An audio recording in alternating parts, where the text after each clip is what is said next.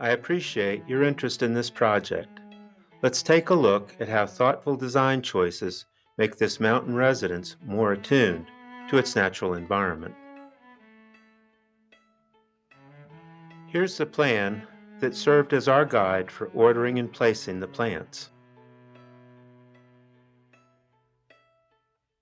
The numbered arrows mark the viewpoints for the upcoming renderings, which illustrate how the landscape could look after several seasons of healthy, low-maintenance growth.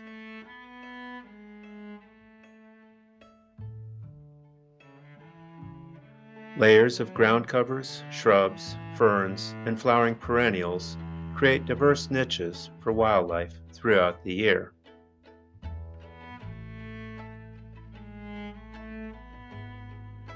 Grouping similar native plants helps pollinators forage efficiently and conserve energy.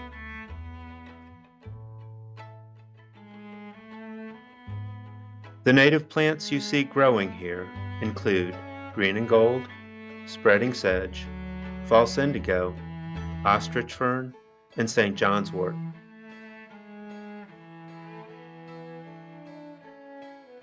Standing seed heads and stems left through winter offer food and refuge for many native species.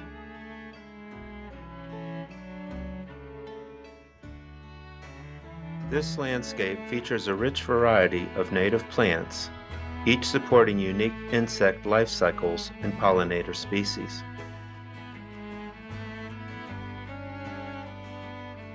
By increasing the diversity of native plants, this plan strengthens the local food web from soil microbes upward.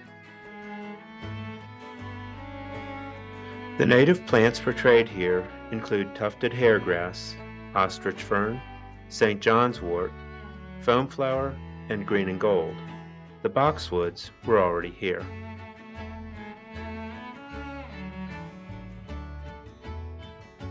Evergreen and deciduous species together maintain shelter for overwintering insects and resident birds.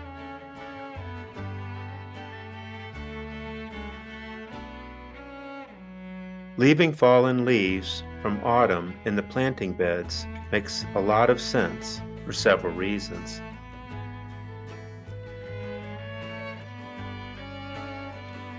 Tree roots draw nutrients from deep in the soil. Fallen leaves return those nutrients to the surface plants. The native plants you see here include serviceberry, tufted hairgrass, green and gold, false indigo, cinnamon fern, and seersucker sedge. The two boxwoods were already present.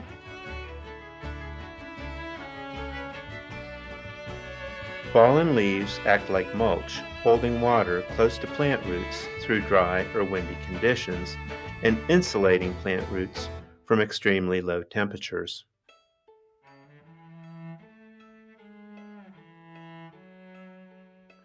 The new native plantings are among the most deer-resistant species available in the nursery trade.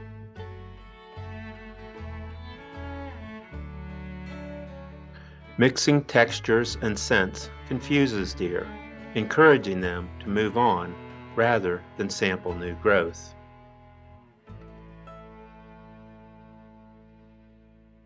The native plants portrayed here include St. John's wort, green and gold, and foam flower. The boxwood are pre-existing.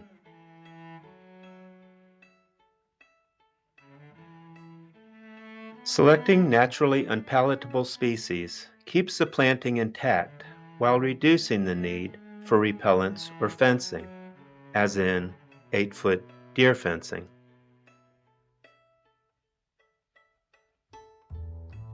Thank you for watching. Seeing how ecology and design merge in this landscape reminds us that even small choices can nurture healthier environments around us.